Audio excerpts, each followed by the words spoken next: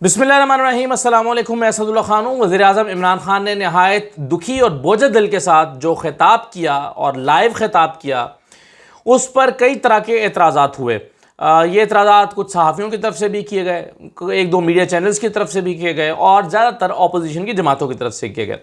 लेकिन देखना यह है कि ये एतराज़ात जानदार हैं, वज़नदार हैं या बोगस हैं या कमज़ोर हैं। तो ज़रा एक नज़र डाल लेते हैं कि वज़ीर-ए-आज़म इमरान खान की तकरीर पर एतराज़ात क्या हुए और क्या ये एतराज़ात सही हैं या नहीं हैं। तो देखिए, सबसे जब तकरीर जारी थी तो हुकूमत मुखालिफ जो कुछ सहाफ़ी हैं और वो समझा जाता है कि वो बाइस्ड मुखालिफ हैं, यानी इतने मुखालिफ हैं कि वो उनको इमरान खान की कोई बात अच्छी लग ही नहीं सकती। उन सहाफ़ियों की तरफ से ट्वीट्स आना शुरू हो गई कि 45 मिनट हो गए, नया क्या है। इस वज़ीर-ए-आज़म इमरान खान की तकरीर तो पुरानी तकरीर है, नया क्या है। तो ये एतराज़ मेरी समझ से बाहर है। एतराज़ ये होना चाहिए कि इमरान खान फैक्चुअली गलत बात कर रहे हैं। एतराज़ ये होना चाहिए कि इमरान खान झूठ बोल रहे हैं। इमरान खान का ये नुक्ता नज़र गलत है। इमरान खान ने जो अमेरिका की ग़ुलामी की बात की है माजी की हुकूमतों की, वो बिल्कुल गलत बात है। ड्रोन स्ट्राइक्स पर पाकिस्तान की हुकूमतें खामोश रहीं, उनका साथ देती रहीं, इमरान खान गलत कह रहे हैं। होना तो ये चाहिए था कि इमरान खान के उन गलत बयानात को कोट किया जाता कि इमरान खान यहाँ गलत कह रहे हैं, बल्कि कह दिया गया कि ये तो पुरानी तकरीर है, इसमें नया क्या है। तो ये एतराज़ जो इमरान खान की तकरीर पर, पहला एतराज़ मेरे ख्याल में सामने आया, अभी तकरीर जारी थी तो ये एतराज़ सामने आ गया। और कुछ अपोजिशन के कुछ लोग हैं, उनकी तरफ जानिब से भी ट्वीट शुरू हो गई। तो ये एतराज़ मेरी समझ में तो नहीं आया। एतराज़ तो फैक्ट्स पर होना चाहिए था, इमरान खान के उन बयानात पर होना चाहिए था जो हक़ाइक़ के मुनाफी हैं, ना कि ये बात कि पुरानी बातें हैं। भाई पुरानी हैं तो फिर आप पूरी दुनिया उसको सुनने के लिए क्यों बैठी है। इंडियन चैनल सारे के सारे लाइव क्यों दिखा रहे हैं, अमेरिका क्यों कान धर के बैठा हुआ है। आखिर उसकी कोई सिग्निफिकेंस और इंपॉर्टेंस है तो उस तकरीर को सुना जा रहा है और इतनी बड़ी तादाद में सुना जा रहा है और पूरी दुनिया के चैनल उसको लाइव टेलीकास्ट कर रहे हैं, कोई तो वजह होगी।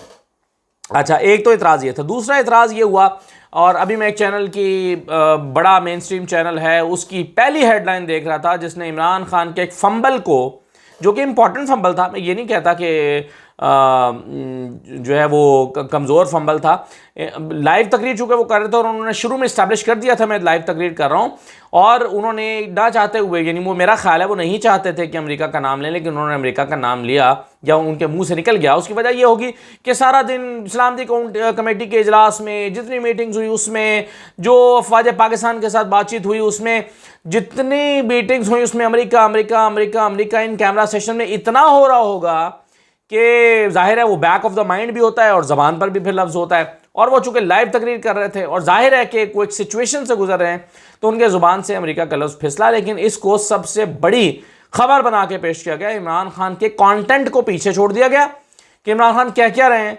इमरान खान का कंटेंट तो ये था ना कि अमेरिका की तरफ से या एक दूसरे मुल्क की तरफ से जो है वो एक मुल्क रजीम चेंज करने की कोशिश की गई है और अपोजिशन की जमातों का इस्तेमाल किया गया है। ये इल्ज़ाम और ये कंटेंट जो है इसको पीछे छोड़ दिया गया और इमरान खान का जो फंबल है उसको सबसे बड़ी खबर बना दिया गया। और दूसरा यह है कि आज जो इस दिन की सबसे बड़ी खबर थी, इमरान खान की इस तकरीर से भी बड़ी खबर थी, वो सलामती कमेटी, जो कौमी सलामती कमेटी है, उसका इजलास था जिसमें इस खत से इत्तफाक किया गया और इमरान खान के नुक्ता नज़र से इत्तफाक कर लिया गया। अभी आप 12 बजे का बुलेटिन देख लें, जिसका मैं जिक्र कर रहा हूँ, जिस चैनल का, आप उस चैनल का ज़रा बुलेटिन देख लें और आपको अंदाज़ा होगा कि पहली 10, 12, 15 हेडलाइंस में कौमी सलामती कमेटी का जिक्र तक नहीं है कि उसमें क्या एलामिया में कहा क्या गया है, गोल ही कर दी हेडलाइन। तो ये है जर्नलिज्म जो हो रही है हमारे यहाँ। तो बहरहाल इमरान खान की लाइव तकरीर को और उनके फंबल को पर एतराज़ किया गया, लेकिन कुछ लोगों का ख्याल है कि ये फंबल इमरान खान ने जानबूझ के किया। और मैंने एक ट्वीट की थी और क्वेश्चन किया था कि क्या ये एक डेलिब्रेट मिस्टेक है, फंबल है। तो लोगों ने कहा कि जी, कुछ लोगों ने कहा कि हाँ डेलिब्रेट है, कुछ ने कहा कि नहीं ऐसा नहीं है। तो हर एक अपना, वैसे मैं ज़ाती तौर पर समझता हूँ डेलिब्रेट नहीं था, उनसे फंबल हो गया। अच्छा जी, तीसरा जो है वो ख्वाजा आसिफ साहब की तरफ से एतराज़ आया। ख्वाजा आसिफ साहब का एतराज़ ये था कि अमेरिका को ललकार के हमने बड़ा पाकिस्तान के साथ बड़ी ज़्यादती की है, क्योंकि अमेरिका जो है ये इतना ताकतवर मुल्क है, इतनी बड़ी सुपर पावर है कि अमेरिका जो है ये हम अगर ये अमेरिका चाहे तो हम अपने पेट्रोल के, अपने फ्यूल के बिल्स भी अदा नहीं कर सकते।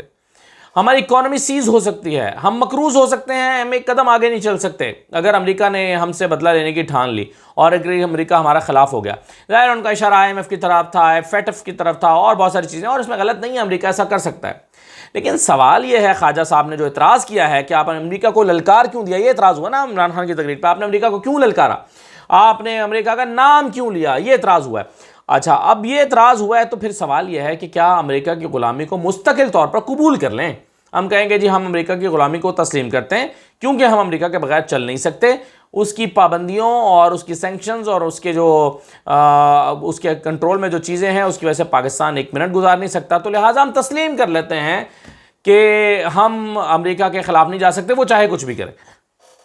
तो इसका मतलब यह है कि माजी में हुकूमत पाकिस्तान की यही पॉलिसी रही है, और अगर हुकूमत मुस्तकबिल में इसी जमात की हुकूमत बनती है जिसके वज़ीर दिफा और वज़ीर ख़ारिजा ये ख्वाजा आसिफ साहब रहे हैं, तो पॉलिसी यही होगी जो आज उन्होंने जिसका इजहार किया है। तो फिर वो हमीयत और गैरत और ख़ुद क्या कहना चाहिए,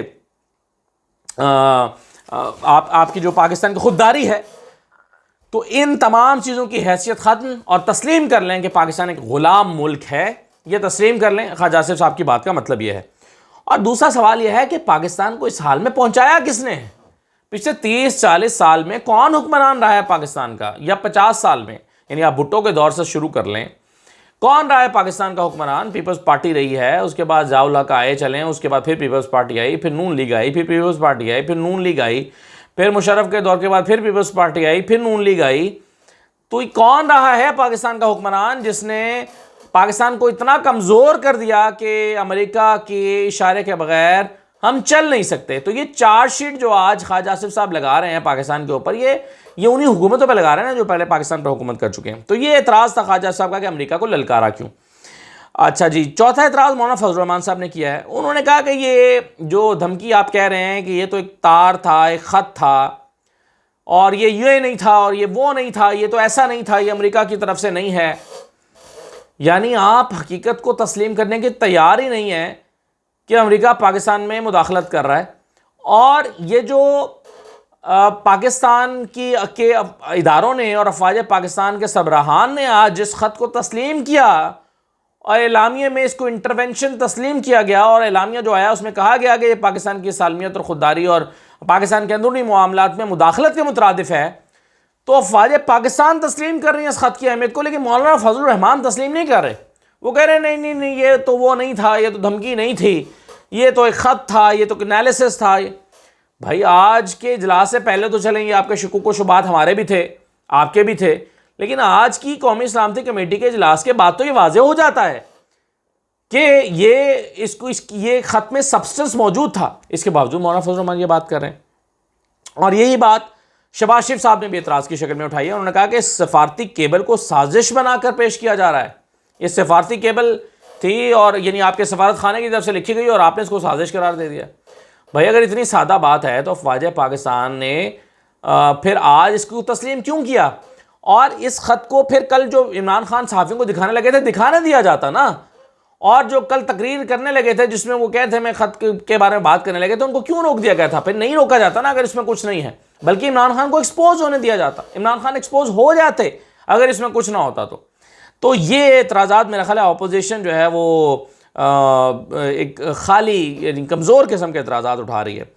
फिर हामिद मीर साहब हमारे सीनियर सहाफ़ी हैं, उन्होंने एक बयान दिया। उन्होंने कहा कि जी और ये उन्होंने ट्वीट भी की और उन्होंने ये जियो पर भी कहा और जियो ने फिर हेडलाइन भी चलाई, और ये था कि जी 8 मार्च को ख़त आया तो 21 मार्च को, यानी 8 मार्च को अगर ये ख़त आ गया था और 7 मार्च को, ये 7-8 मार्च को आ गया था, तो 21 मार्च को जो OIC का इजलास हो रहा था उसमें अमरीकी मंदूब को, सफ़ीर को क्यों बुला लिया गया, यानी उनका नुमाइंदा क्यों बुला लिया गया?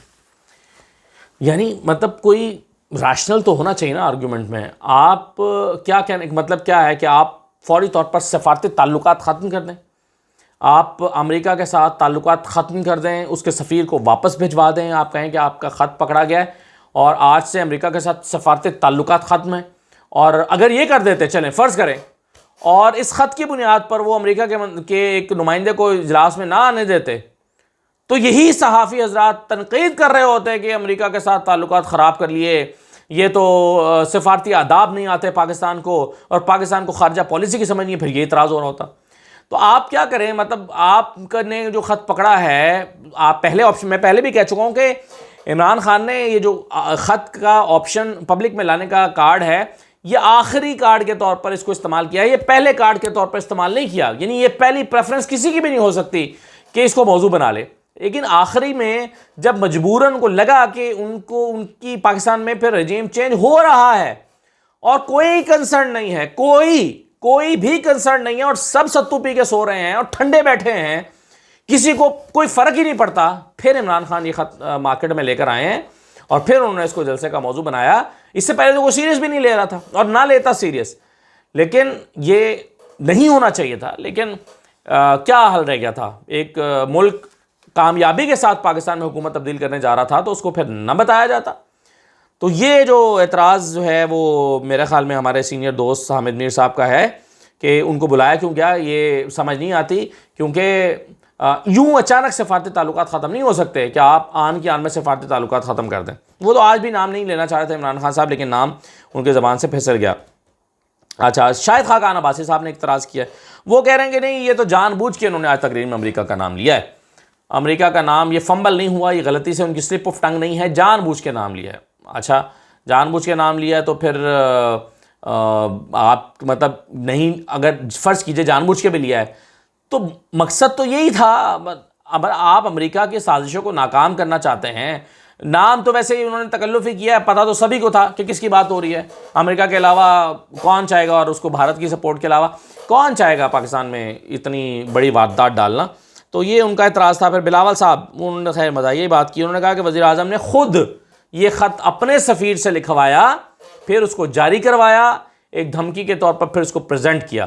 तो ये मतलब बिलावल साहब कह रहे हैं कि ये सिर्फ इमरान खान बेवकूफ़ नहीं है, बल्कि अफवाज पाकिस्तान और पाकिस्तान के सिक्योरिटी इदारे और पाकिस्तान के जितने भी आज बड़े बड़े इंटेलिजेंस इदारों के रखने वाले जो हमारे इदारे हैं सिक्योरिटी के, वो सब बेवकूफ़ हैं।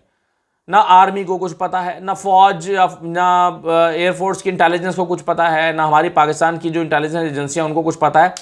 ये सब बेवकूफ़ बन गए इमरान खान के हाथों, क्योंकि इमरान खान ने उनको ये बताया कि ये ख़त आया, और वो सब आज बैठ के इसको एलामिया में इसकी मजम्मत कर रहे थे, इसको जवाब देने की बात कर रहे थे कि जी हाँ, इस मुल्क को जवाब दिया जाएगा और एहतजाज बुलंद किया जाएगा। तो ये सब के सब बेवकूफ़ बन गए इमरान खान के कहने पर। असल बात बिलावल को पता है कि ये एक साजिश है जो कि इमरान खान ने अपने ही सफ़ीर से कराई है। मतलब पाकिस्तान के हुक्मरान बनने जा रहे हैं आप लोग, पाकिस्तान की हुकूमत करने जा रहे हैं चंद दिन में, एक आपके बकौल आप एक हुकूमत बनाने जा रहे हैं। कुछ खुदा का खौफ खाएं, किसी बात को तो संजीदा लें। इतनी हर बात को अगर आप गैर संजीदगी के साथ उड़ाएंगे और आपको सिर्फ़ और सिर्फ अपनी हुकूमत की फ़िक्र होगी, तो पाकिस्तान का मुस्तकबिल क्या होगा। तो ये मेरे ख़्याल में एतराज़ात आप ख़ुद अंदाज़ा लगा सकते हैं कि कितने जानदार एतराज़ात हैं, ये कितने बोगस हैं। ये फ़ैसला मैं आपके ऊपर छोड़ता हूँ। बहरहाल ये इमरान खान की तकरीर पर जो एतराज़ात आए हैं वो ये हैं। इजाज़त दीजिए, अल्लाह हाफ़िज़।